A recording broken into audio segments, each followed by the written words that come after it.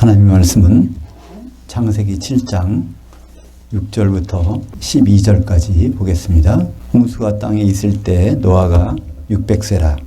노아는 아들들과 아내와 며느리들과 함께 홍수를 피하여 방주에 들어갔고, 정결한 짐승과 부정한 짐승과 새와 땅에 기는 것은 하나님이 노아에게 명하신 대로 암수 둘씩 노아에게 나와 방주로 들어갔으며, 7일 후에 홍수가 땅에 덮이니 노아가 600세 되던 해에 둘째 달 곧 그 달 11의 날이라. 그날에 큰 기쁨의 샘들이 터지며 하늘의 창문들이 열려 40주야를 비가 땅에 쏟아졌더라. 원전으로 바로 보는 창세기, 오늘은 7장과 8장 전반부까지 보겠습니다. 방주 안팎의 사람들의 서로 다른 운명이라는 제목으로 오늘 말씀을 나누겠습니다. 노아의 홍수가 시작돼서 방주에 들어간 8사람과 방주 바깥에 있는 수많은 사람들, 거의 1년 동안 그런 상태에 있게 되죠. 그래서 이 방주 속에서 생긴 일들을 대충 성경에 나와 있는 날짜로 해서 도표를 만든 것이 거기에 프린트물에 있는 도표입니다. 거기에 궁창 위에 물이 있고 땅에 이제 물샘들이 있는 게 나오고요. 그 안에서 홍수가 나는 거죠. 근데 이 물은 언제 있던 물인가요? 창세기 1장 7절에 보면 하나님이 궁창을 만드사 궁창 아래의 물과 궁창 위의 물로 나누게 하시니 그대로 되니라. 창조하시고 땅과 하늘과 땅이 혼돈하고 공허하게 되었고, 그 다음에 첫째 날에 빛이 되라 하면서 빛을 쬐니까 얼어붙었던 물이 이게 이제 녹게 됩니다. 녹아서 그것이 이제 녹으니까 물은 어디로 갑니까? 위에 올라가는 수증기는 올라가죠. 그리고 또 녹은 물은 땅 속으로 들어가죠. 그래서 그러니까 창세기 1장을 볼 때 특별히 2장에서 그렇게 그걸 생각하면은 실감이 납니다. 2장의 내용이 천지 캄캄하고, 그럼 그때 상황이 어떻게 될까? 꽁꽁 얼어붙은 거거든요. 지금 겨울과 여름의 기온차가 이런데 사실은 이게 태양이 아예 없어졌다, 멀리 가버렸다 그러면 그게 영하로 내려갈 것입니다. 그죠? 이론적으로는 영하 몇 도까지 떨어지냐면요, 섭씨 273도. 그러니까 대기압의 환경에서는 온도가 273도까지 내려간다고 합니다. 이걸 절대온도를 기준으로 해서, 그러면 저 온도가 되면은 물에 있는 물고기는 다 이제 죽어버리죠. 또 공중에 있는 새도 다 죽어버리죠. 어디 있는 것만 남을까요? 땅에 들어있는. 그러니까 땅은 지온이 있잖아요. 그래서 땅 속에, 지구 중심 속에 들어가면 온도가 6000도씨라고 그래요. 그러니까 6000도에서 밀어주는 온기가 있으니까, 그러니까 땅에서 있는 것들은 다 보존이 돼서, 다섯째 날 어떤 일이 일어납니까? 아니, 여섯째 날 땅에서 짐승들을 내놓으라. 그러니까 외출시키잖아요. 그러니까 땅 속에 있는 것. 그러니까 다섯째 날은 어떻게 되죠? 하늘의 새와 그러니까 물의 물고기들, 이것들은 다 없어졌으니까, 그래서 그때는 하늘의 새와 물속의 물고기를 창조하십니다. 그죠? 그때는. 그러니까 원래부터 없어서 창조하시는 것이 아니라 그것이 멸절이 되어버렸어요. 창세기 1장 1절에서 태초에 하나님이 천지를 창조하시니라 할 때, 그때 모든 것들은 다 창조됐잖아요. 근데 이제 땅이 혼돈하게 되고 공허하게 돼서 그것들이 이제 물에 잠기면서 물에 있는 것과 공중에 있는 것은 다 없어져 버렸으니까, 그래서 창조라는 말이 나오는 것이지 그때 가서 창조했다는 말이 아닙니다. 그러니까 6일 동안은 원래 창조가 아니에요. 원상회복 하다 보니까 물고기와 새는 그냥 멸절돼 버렸으니까 그냥 새로 창조하는 수밖에 없어서 창조하시죠. 그래서 그때 물이 수증기 때문에 위로 올라가고, 또 땅속에 스며들고 해서 저장되어 있던 물, 그것으로 하나님은 이제 노아 홍수 때 심판하십니다. 그러니까 앞으로 물 심판이 있을까요? 없습니다. 그러니까 위에 올려놓은 거, 땅속에 있는 물샘들에서 나오는 거, 그걸 다 써버리셨거든요. 그러니까 다시는 물로 심판하지 아니하리라 하는 말씀을 이제 9장에서 이제 창세기 9장인가요? 그때 말씀하시는데, 그것은 심판이 없다는 말이 아닙니다. 물이 아니라는 거죠. 앞으로 어떤 심판이 있을까요? 불심판이 있죠. 그걸 다른 말로는 불세례라는 말로 성경에서는 표현하고 있죠. 방주에 있던 기간은 얼마 정도 될까요? 377일 방주에서. 홍수가 있는 기간은 313일. 그래서 근데 이 성경을 보실 때 한 달은 며칠인가요? 성경에서는 한 달은 30일입니다. 그렇게 따지죠. 우리는 한 달이 30일 때도 있고 31일 때도 있고 28일 때도 있지만, 또 지금 유대인 달력도 그래요. 이것과 완전히 똑같지는 않아요. 그들 때 윤달이 있어요. 우리 음력으로 윤달이 있잖아요. 이게 그거에 딱 365일이 안 되니까 음력으로 따지면. 그래서 그 차이는 있지만 성경에서는 반드시 한 달은 330일 이렇게 나눠져 있습니다. 30일로 돼 있어서, 그렇게 따지면 여기에 이제 달수 계산하는 게 여기 이제 맞춰지죠. 들어가서 일주일 있다가 비가 내립니다. 그리고 그 비는 40일 동안 쏟아져요. 그리고 나중에 또 그 산봉우리가 보이고 40일 있다가 이제 땅이 마르는 장면이 이제 나오게 됩니다. 그래서 홍수가 있는 기간, 물이 꽉 차가지고 있는 기간은 150일. 그리고 물이 빠지는 기간이 150일. 그래서 이제 땅이 마르는 기간이 또 있고, 그래서 요 기간들을 아주 자세히 기록해 놨습니다. 그래서 이런 것들을 가지고 의미를 찾아보는 그런 분들도 있어요. 이것들이 뭘 상징할까?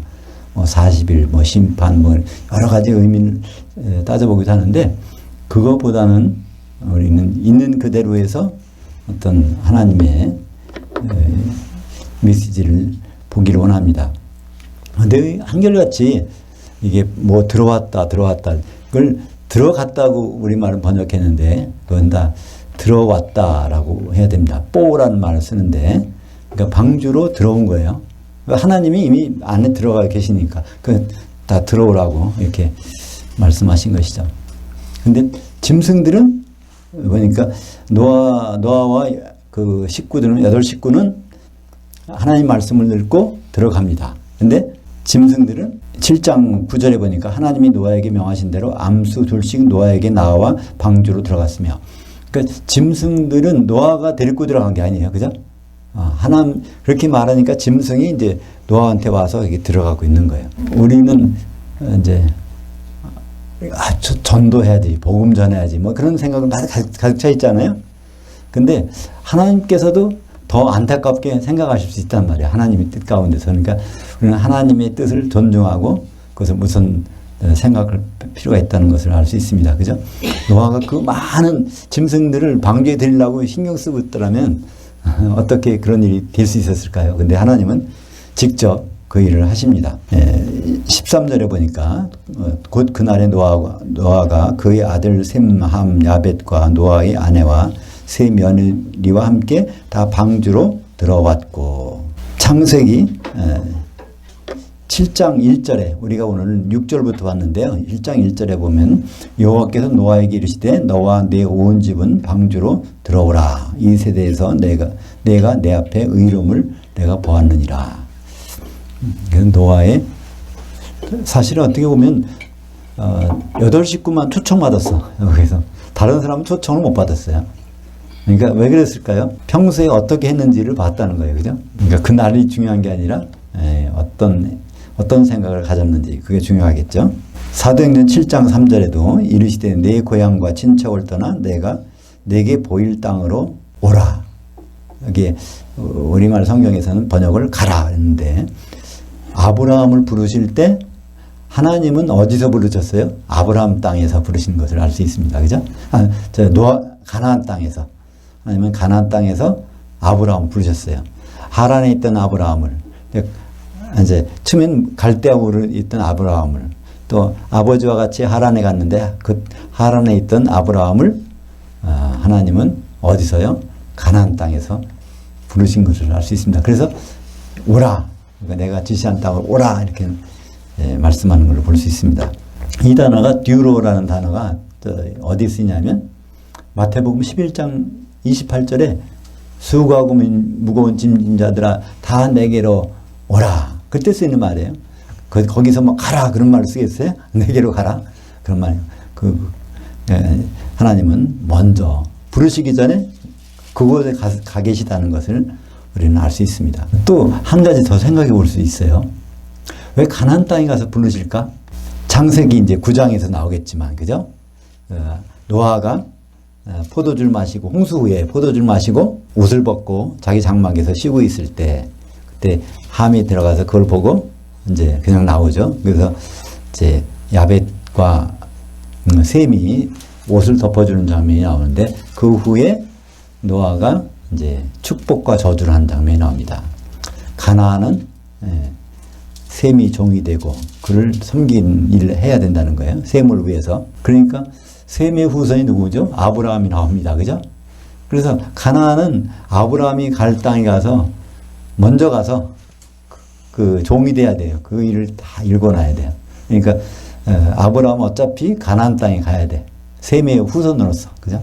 그래서 아브라함이 거기서 부르십니다. 근데 가나안 땅이 아직 준비가 덜 됐어.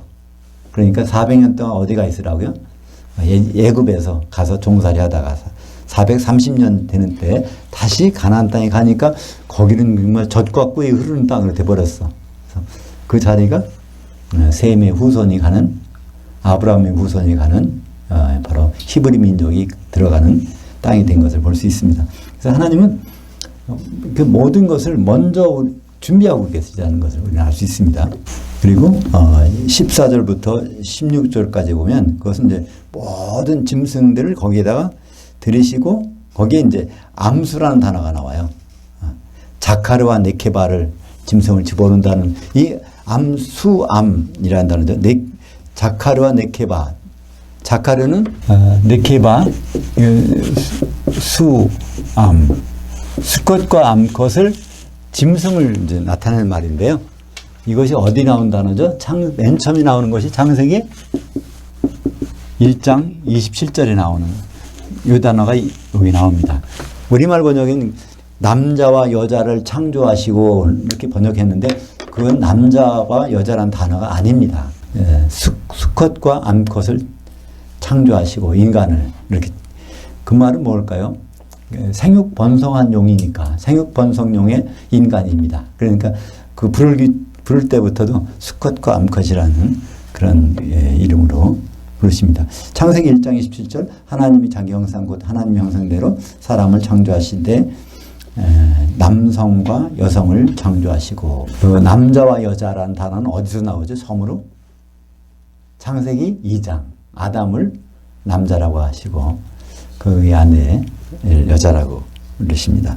그때 남자 여자는 이씨, 이샤, 아를 붙이면 일반적으로 아 하면 여성이 됩니다. 그래서 이 방주에서 150일 동안에 땅에 넘쳤더라. 24절을 보니까 물이 150일을 땅에 넘쳤더라. 그 다음부터는 이제 물이 줄어들기 시작하는 것이죠. 여기까지 해서 우리는 뭘 생각할 수 있습니까? 그때 그 많은 사람들이 노아 시대에 살았어요. 근데 거기서 8식구만 그 안에 들어가 있고, 다른 사람들은 이제 다 죽어버린 거죠. 그러니까 구원받은 사람, 못 받은 사람이 이렇게 차이가 난다는 걸 볼 수 있습니다. 누가복음 13장 23절을 볼까요? 어떤 사람이 여짜오되 주여 구원을 받는 자들이 적으니까 그들에게 이르시되 좋은 문으로 들어가기를 힘쓰라. 내가 너희에게 이르노니 들어가기를 구하여도 못하는 자들이 많으니라. 그러니까 제자들이 물어봤어요. 구원받는 사람들이 많습니까? 그러니까 적으니까 물어봤죠. 적으니까. 예수님은 적다라는 말을 안 하시고 대신에 좋은 문으로 들어가기를 힘쓰라. 그게 구원받는 사람이라는 거예요. 그러니까 그 차이가 분명히 드러날 것입니다.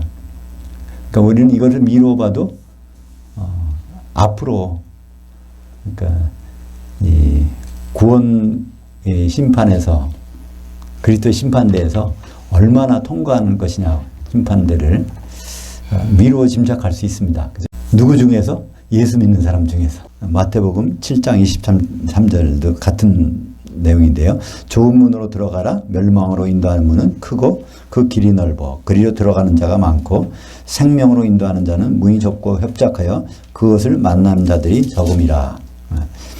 요거는 이제 마태복음 7장 역시 산상수훈이에요. 하나님의 사람들에게 말씀하는 거예요. 하나님의 사람들 중에서도 멸망으로 인도하는 데를 많이 간다는 거예요. 그리스도인 중에도 멸망으로 가는 사람들이 굉장히 많다는 거예요. 아주 좁은 문으로 들어가는 건 거의 만나는 사람이 없다는 거예요. 근데 우리는 이것이 남의 얘기 같이 들리잖아요. 불신자는 지옥 가고 예수 믿으면 천국 가지 이런 생각으로 보니까 이게 남의 얘기 같이 들리는데요. 근체 마태복음은 산상수훈입니다. 천국 안에 들어오는 사람에 대해서 말씀을 하는 그 내용들이죠. 그래서 이 방주 구원의 의미를 한번 이 시간 살펴보기를 원합니다. 그러니까 방주 구원은 베드로전서에서 혼의 구원이라는 강도에서 우리에게 보여주고 있습니다. 베드로전서는 혼의 구원에 대한 교과서예요. 그러니까 처음부터 1장부터 베드로전서는 그러니까 믿음의 결국 혼의 구원을 받음이라 이렇게 시작합니다. 베드로전서 1장 9절에 믿음의 결국 혼의 구원을 받음이라. 베드로전서의 수신자는 누굴까요? 거듭난 자입니다. 그죠? 베드로전서 1장 3절에 보면 우리가 하나님의 아들 긍휼로 우리가 거듭나게 되었고 예수님이 부활하심으로 산 소망이 생겼다 이렇게 말합니다. 그러니까 거듭난 사람에게 보내는 편지에 믿음의 결국은 혼의 구원이다. 그래서 혼의 구원의 내용을 설명하는 것이 베드로전서인데요. 베드로전서 3장 18절 19절을 보겠습니다. 그리스도께서도 단번에 죄를 위하여 죽으사 의인으로서 불의한 자를 대신하였으니 육체로는 죽임을 당하시고 영으로는 살리심을 받으셨으니 그가 또한 영으로 가서 옥에 있는 영들에게 선포하시니라. 그래서 예수님이 십자가에서 죽으시고 그날 저녁에 무덤에 들어가셨지만 영으로는 살아나셔서 이제 옥에 있는 영들에게 복음을 전하셨어요. 근데 그 옥에 있는 사람들이 누군가 하는 것은 그 다음 절에 이제 나오죠. 옥에 노아 홍수 때 20절에 나오는군요. 노아 홍수 때 방주에 들어가지 못한 사람, 그러니까 복종하지 않았던 사람들, 그들에게 복음이 선포된 것을 나타나고 있습니다. 그러니까 그들은 복음을 사실은 듣지를 못했어요. 요즘 같은 그 스마트폰도 있고 그러면 카톡도 할 수 있고 그러면 쉽게 전하겠죠. 지구 반대편까지. 근데 노아 시대 때는 그런 통신 수단이 없었거든요. 그러니까 듣지 못하는 사람은 다 죽게 됐죠. 그래서 근데 베드로전서 4장 6절에 보니까 이를 위하여 죽은 자들에게도 복음이 전파되었었으니 거기에 부정과거를 썼습니다. 전파된 적이 있다는 거예요. 예. 그러니까 누구에게 그건 바로 이제 노아 홍수로 죽은 사람들이죠. 육체로는 사람들로 심판을 받으나 영으로는 하나님을 따라 살게 하려 함이라. 그래서 베드로전서 3장 19절은요. 그냥 전파했다고 나와서 복음 전파라는 말이 없어요. 그냥 전파하셨다고 그러는데 이제 베드로전서 4장에 가서 6절에는 거기에서 바로 그 복음 전파했다는 단어를 정확히 씁니다. 그들에게는 복음을 전하셨어요. 그들에게 심판하러 가신 게 아니에요. 복음을 전하셨어요. 유앙겔리스테에서 유앙겔리조 하면 복음 전하다. 이거에 부정과거 수동형. 그래서 그들에게 복음이 전해졌다는 거예요. 베드로전서 3장 20절을 보겠습니다. 그들은 전에 노아의 날 방주를 준비할 동안에 하나님의 오래 참고 기다리실 때 복종하지 아니하던 자들이다. 방주에서 물로 말미암아 구원을 얻은 자가 몇 명뿐이니 겨우 8혼이라. 그래서 구원을 혼의 구원으로 설명하고 있습니다. 1장에서 혼의 구원을 받아야 된다. 근데 혼의 구원은 혼자 받는 것이 아니에요. 그죠? 같이 받는 거예요. 근데 어디서 받아요? 방주 어석에 들어가 있으면 받는 거예요. 그 방주가 어떤 방주입니까? 창세기 6장 14절에서 역청이 발려진 방주. 그러니까 역청은 코펠은 무슨 뜻이라고 했죠? 창세기 6장 14절이죠. 요것은 이제 역청을 코펠이라고 번역했는데, 같은 단어를 성경이 다른 데서는 한 번도 역청이라고 번역하지 않고 그걸 대성물, 목숨값, 핏값 이렇게 번역하고 있어요. 그렇다면 구약 성경은 다 뭘 말합니까? 예수님 말씀하셨죠? 나에 대해서 증언하는 것이라는 거예요. 그러니까 이것은 이 방주에 발린 역청은 예수님의 피입니다. 그러니까 예수님의 피로 둘러싸인 곳에 가 있으면 안전하다는 거예요. 그럼 혼의 구원을 받을 수가 있어. 근데 지금은 예수님의 피가 발라진 것은 뭘까요? 교회죠. 그래서 하나님의 피로 사신 교회. 사도행전 20장 28절에 보면 하나님의 피로는 교회를 사셨다고 했으니까 바로 이 그림을 통해서 노아 홍수 그 방주의 그림을 통해서 우리는 우리의 구원을 볼 수 있습니다. 근데 이것은 영의 구원이 아니라 혼의 구원을 설명하고 있는 겁니다. 그래서 베드로전서 3장 21절에 물은 물이 아니랬죠? 이것은 원래 이것은 대명사를 썼습니다. 이것은 호라고 하는 건데, 이것은 이제 너희를 구원하는 표니, 이 표라는 단어가 이거 세례만 받으면 그냥 그 표 가지고 내가 구원받았다는 표가 아니고 안티 티포스. 그 티포스라는 건 영어로 번역하면 뭐 타이프라는 그 모형이라는 단어예요. 근데 안티티포스라고 해서 정확하게 번역하면 이건 그림자. 정확하면 그림자. 그러니까 어떤 것이 실물이 있으면 이게 그림자가 생기잖아요. 이 그림자를 보면 실물이 있다는 거예요. 그러니까 노아의 방주 사건을 통해서 그것이 실체로 나타나는 뭔가 있다는 겁니다. 그게 뭐라고요? 그게 그 혼의 구원의 표인데 그게 세례라는 거예요.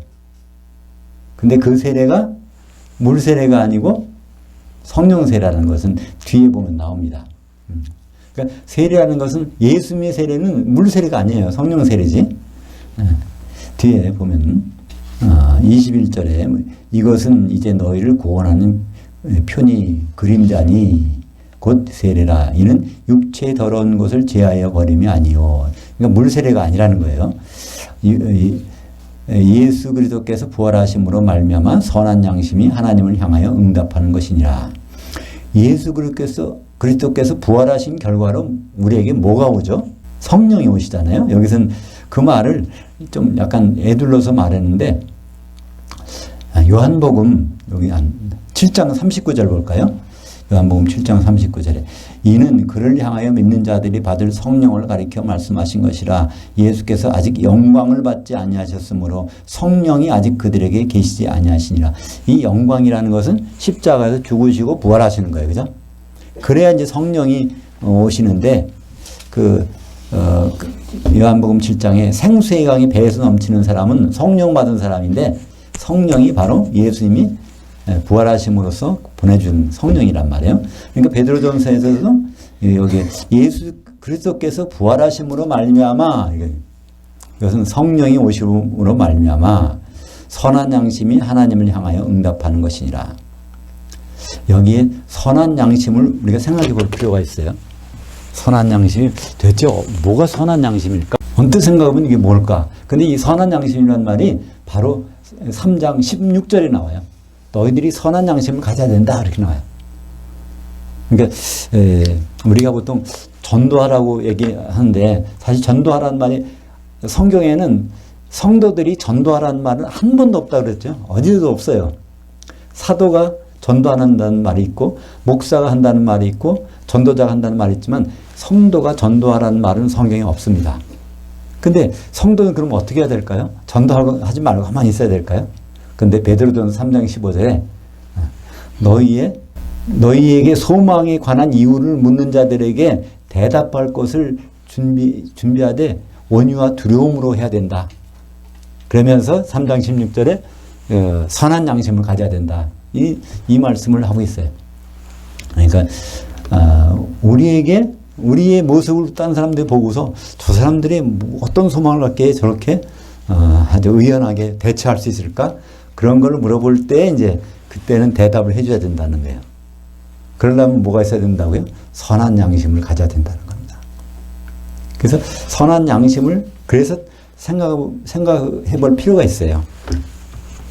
양심이라는 것은 어떤 뜻이라고 했죠? 원래 원어로는 신, A, 데시스. 신의 데시스라고 그래요. 근데 이건 두 단어가 합쳐진 거예요. 에이데시스라는 건 에이도 어떤 걸 알다 뭐 그런 뜻에서 나온 건데 지식이라는 뜻이에요. 생각, 지식. 휘는 같이 갖고 있는 거. 그러니까 우리가 심포니 오케스트라 그러죠. 심포니가 무슨 말일까요? 포는 그 소리야. 쉼은 동일한, 그죠? 동일한 소리를 내는 것. 어떤 목적을 위해서 그걸 심포니라고 그래요. 그죠? 그 쉰이라는 단어는 동일한 것. 영어로는 이걸 콘이라고 그래요. 영어로는 사이언스. 이게 과학이고 지식이라는 단어잖아요. 이거를 과학, 지식, 그런 거, 사이언스. 그래서 양심이라는 거를 영어로 찾아보면 그러니까 같은 지식이야. 하나님과 같은 지식, 그죠? 그래서 이거를 발음할 때는 콘사이언스 하지 않고 이제 붙여서 부르면 콘션스 또는 칸션스. 이게 사실은 요걸 영어 사전에서 이걸 양심이라고 이렇게 나옵니다. 그죠? 그러니까 양심이라는 성경적인 의미는 하나님과 동일한 지식을 갖는 거예요. 하나님이 생각하고 있는 것과 똑같이 생각을 갖는 거예요. 근데 거기에 선한이 붙어 있어. 하나님이 가장 좋아하시는 생각, 하나님이 좋아하시는 생각이 뭘까요? 예수님 결혼하시는 거거든요. 창세기 2장 18절에. 창세기 2장 18절에 참 안 좋은 게 선하지 않은 게 있는데 그건 아담이 혼자 있는 게 선하지 않으니까 아담에게 돕는 배필을 지으리라. 그러니까 하나님의 선하신 것은 아담에게 돕는 배필을 갖는 것이고 예수 그리스도께서 아내를 갖는 것입니다. 그것이 바로 선한 양심의 근본적인 뜻이에요.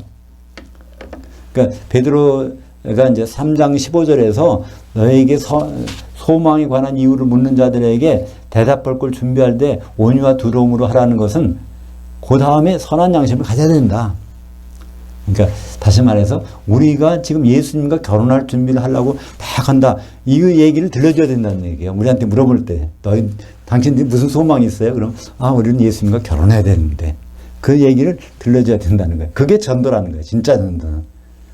근데 그 사람들은 우리에게 그런 질문을 안 하잖아요. 그럼 어떻게 해야 돈을 벌 수 있냐? 어떻게 하면 평안할 수 있냐? 어떻게 하면 병 고칠 수 있냐? 이거나 물어보지, 그죠? 우리가 선한 양심을 가지고 하지 않으니까. 그래서 베드로전서 3장 16절에 나오는 선한 양심. 그것이 3장 21절에 또 나옵니다. 선한 양심이 하나님을 향하여 응답하는 것이니라. 그래서 이 세례라는 것, 성령 세례라는 것은 하나님이 생각하시는 예수님의 결혼에 대한 그 생각으로 하나님께 반응하는 거라는. 살아있으면 반응하잖아요. 죽었으면 반응 못 하잖아요. 그러니까 그 생각으로 하나님께 그러니까 반응하는 것. 그게 성령 세례 받은 사람의 특징이고 모형이고 그렇게 된다는 거예요. 그래서 베드로는 오전 예배에서 우리가 따져봤지만 사도행전 10장에 가서 성령 세례를 받았는데 고넬료 가정의 사람들이 성령 세례 받았는데 베드로가 실수를 해서 이 사람들에게 물 세례 줘야 된다 그래갖고 그 다음부터는 베드로는 하나님의 사역에서 배제된단 말이에요. 철저하게 죽을 때까지. 그래서 죽기 직전에 이걸 깨닫고 베드로전서와 후서를 기록합니다.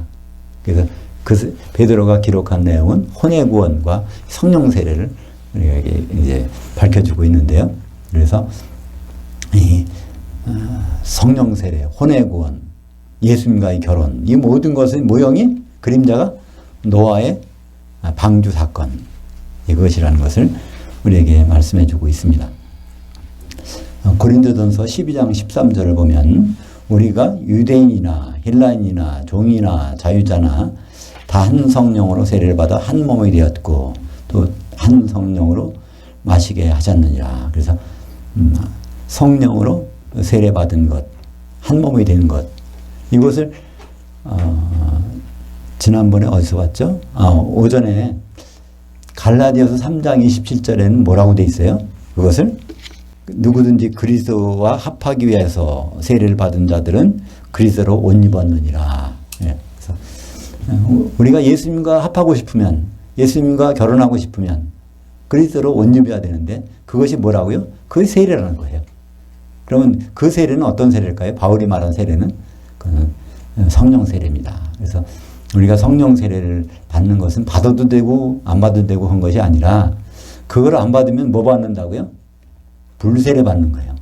불세례는 바로 지옥에 떨어지는 겁니다. 그러니까 우리는 너무나 당연한 것을 그러니까 노아 방주에 들어가는 것이 아무것도 아닌 것 같지만 안 들어간 사람이 이렇게 뻔하게 우리에게 보여주고 있잖아요. 많은 사람들이 방주에 안 들어가서 어떻게 되는 사건이 나오고 있는 것을 우리는 봅니다. 그래서 8장에 들어가 보면 이것이 이제 물이 점점 줄어서 이제 이게 말라가는 장면이 나옵니다. 그래서 40이 지나자 이제 창문을 내놓고 까마귀를 내보내고, 근데 까마귀는 나가서 안 놀아 이리저리 날아다니기만 하였더라. 근데 왜 그럴까요? 까마귀는 우리 시체를 먹고 사니까 먹을 것이 얼마나 많겠어요, 그죠? 아니. 그러니까 이번엔 비둘기를 보냈어. 그 다음에 비둘기 보내니까 비둘기는 나갔다가 먹을 것이 없어. 발붙일 것도 없고. 그러니까 다시 들어왔어. 물이 덜 말랐다는 얘기죠. 근데 좀 지나서, 또 7일 지나서 비둘기를 내보니까 그때는 잎사귀, 무화과나무 잎사귀를, 감람나무 잎사귀를 물고 들어옵니다. 그래서 이제 마른 땅이 드러났다는 것을 알 수 있죠. 근데 마른 땅이 드러나서 바로 나오게 하지 않아요, 하나님은. 그리고 노아도 바로 나오지 않아. 우리 같으면 어떻게 했어요? 물이 다, 이제 홍수가 지나가고 물이 말랐어. 그럼 당장 나오고 싶을 거 아니에요? 노아는 안 나왔어요. 왜 안 나올까요? 하나님이 나오라고 안 했으니까. 그래서 다 이제 그러고 나서 2월 27일 날 땅이 말랐더라. 홍수가 그치고 나서 땅이 완전히 마른 다음에 그 후에 이제 나오게 하시는 것을 볼 수 있습니다. 그러니까 노아 홍수 사건이 왜 중요할까요? 예수님도 다른 거는 별로 얘기 안 하셨는데 이걸 언급하셨어요. 내가 올 때 노아 홍수 때와 같은 일이 벌어진다는 거예요. 네. 그러니까 24장 38절 보겠습니다. 마태복음 24장 38절. 홍수 전에 노아가 방주에 들어가던 날까지 사람들이 먹고 마시고 장가들고 시집가고 있으면서 39절. 홍수가 나서 그들을 다 멸하기까지도 깨닫지 못하였으니 인자의 마음도 이와 같으리라. 일단 거기까지 보겠습니다. 그러니까 인자, 예수님이 오실 때 노아의 때와 같다는 거예요. 사람들이 먹고 마시고 시집가고 장가간다는 거예요. 근데 이게 시집가고 장가간다는 게 무슨 잘못일까요? 근데 그거는 보통 시집가고 장가가는 것이 아니죠. 하나님의 사람들, 영이 있는 사람들이 영 없는 이제 여자와 결혼해서 자꾸만 하나님의 오실 길을 막아버려. 그죠? 그러니까 예수님이 결혼길을 막는 거죠. 지금도 마찬가지예요. 예수님 오실 때까지 예수님과 결혼한 일을 생각지 않는다는 거예요. 막상 그렇게, 그래서 불세례를 받기 전까지 아무도 그런 생각을 안 한다는 거죠.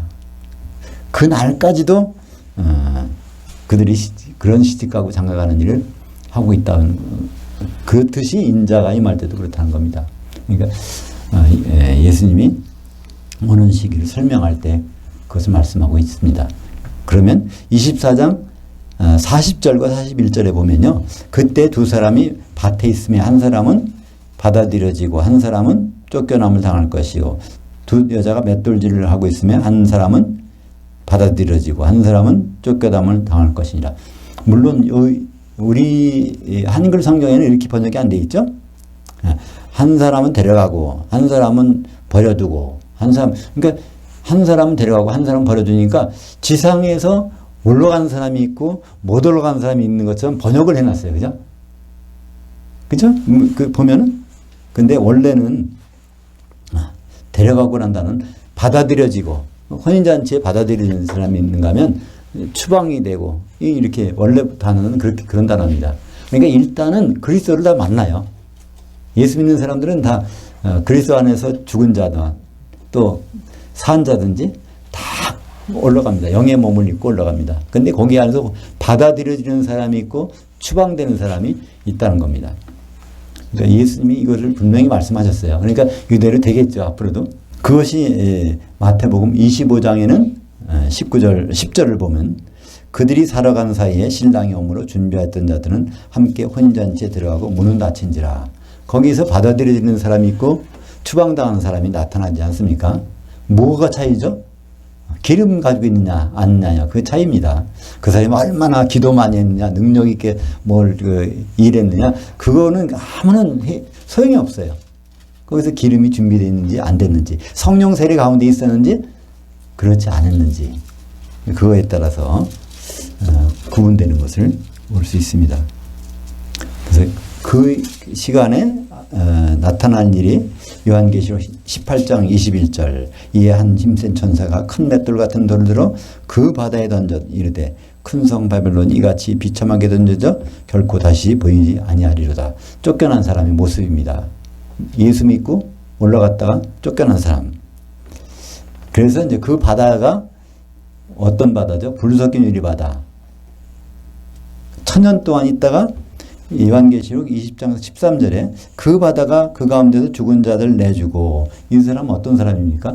예수 믿다가 예수님 오셨어. 그래서 영의 몸을 입고 공중에 올라갔는데 거기서 쫓겨난 사람은 바다에 던져진다는 거예요. 그들은 출발지가 어디죠? 낙원입니다. 그죠? 일단 죽은 사람은 낙원에서 쉬고 있다가 예수님 오셨다는 소리 듣고 깨어나서 영의 몸을 입고 올라갔다가 혼인잔치에 못 들어가니까 이제는 낙원에 들어가는 것이 아니라 그 불 섞인 유리바다에 던져져서 1000년 동안 있다가 백보자 심판 때 비로소 거기서 죽은 자들을 내주니까 그 1000년 동안 지옥에서 죽어 있는 것이에요. 거기서 심판을 받는 장면이 나옵니다. 누구든지 생명책에 기록되지 못한 자는 불못에 던져지더라.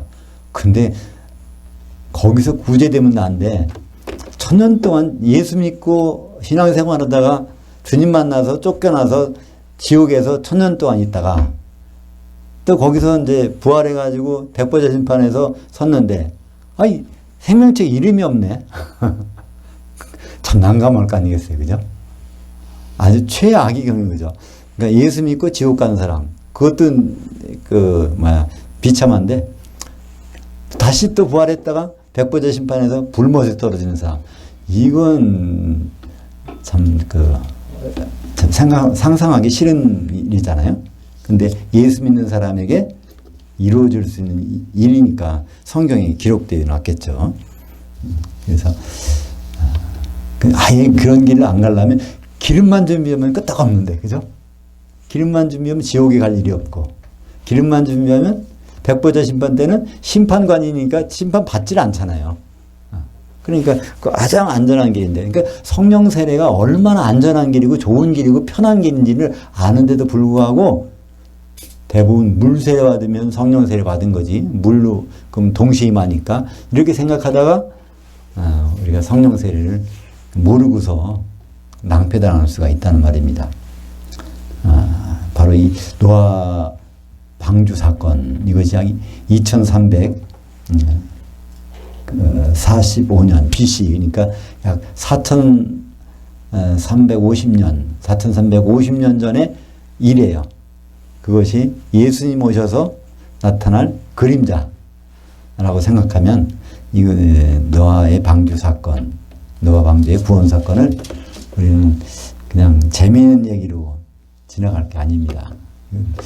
누구에게나 예수 믿는 사람에게는 노아의 방주 사건의 그림자로 나타나는 성령 세례 가운데 있느냐 없느냐, 방주 안에 들어가는 것 성령 세례 가운데 있는 것, 방주 안에 없는 것 성령 세례 없는 곳에 있는 것, 이 차이가 바로 교회로서 나타난다는 것을 우리는 알 수 있습니다. 기도하겠습니다.